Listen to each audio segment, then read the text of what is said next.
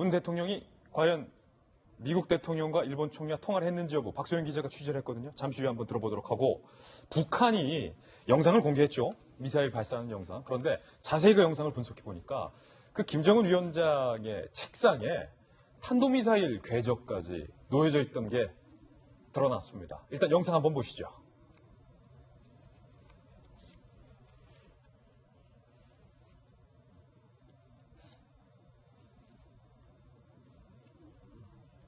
네, 김정은 위원장이 이 책상에 있는 저 지도, 과연 뭘 할 걸까? 면도를 안 한 김정은 위원장이.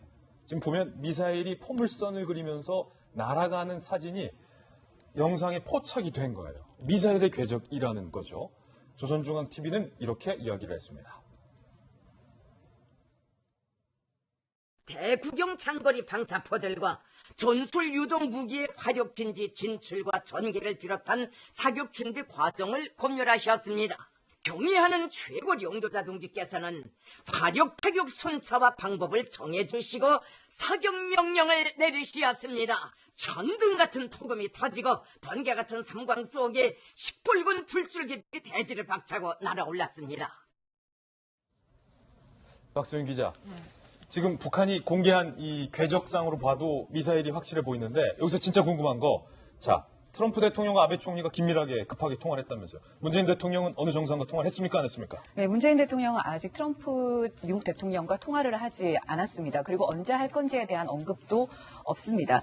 이 부분을 두고 또다시 우리나라는 중재자 역할을 한다고 했지만 과연 이 미국과 북한 사이에서 제대로 중재자 역할을 하고 있느냐, 이 부분에 대한 회의론이 또다시 일고 있는데요. 사실 북한과 미국의 이 하노이 회담이 결렬됐을 때도 트럼프 대통령, 우리 정부는 이 결렬을 전혀 예상하지 못했죠. 그 바람에 한국이 제대로 중재자 역할을 할 수 있느냐라는 거에 대한 회의가 논란이 일었는데, 이번에 북한이 이렇게 발사체를 발사했을 때도 다시 이렇게 통화가 제대로 이루어지지 않으면서 이에 대한 회의가 들고 있고, 이렇게 되면 당사자인 우리나라가 지금 이 남북 문제에서 그리고 북미 관계에서 도외시되는 상황이 발생을 하는 겁니다. 그리고 앞에 보신 그 북한의 이 미사일 궤적, 이 부분에 대해서 또 말씀을 좀 드리면요. 이 북한 같은 경우에는 미사일을 발사했을 때 아까 말한 것처럼 전술 유도 무기라고 해서 미사일임을 충분히 암시도 하지만 영상에서도 곳곳에서 이게 미사일임을 암시하는 여러 가지 행동을 합니다. 그중 하나가 저렇게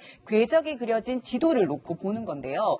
이 방사포가 함께 발사가 됐잖아요. 근데 방사포는 그냥 상대를 향해서 뻥 하고 쏘는 거죠. 궤적이 필요가 없어요. 그런데 궤적이 그려져 있다는 것은 뭔가를 겨냥한다는 거죠. 목표가 있다는 겁니다. 미사일이죠. 이것뿐만이 아니라 그 사진에 보면 거리와 속도 그리고 최대 편차까지 표시가 돼 있어요. 그러네요. 네, 그렇습니다. 거리와 속도가 표시가 돼 있다는 것은 어디 목표치에 얼마나 빨리 도달하느냐를 확인하기 위한 거고요.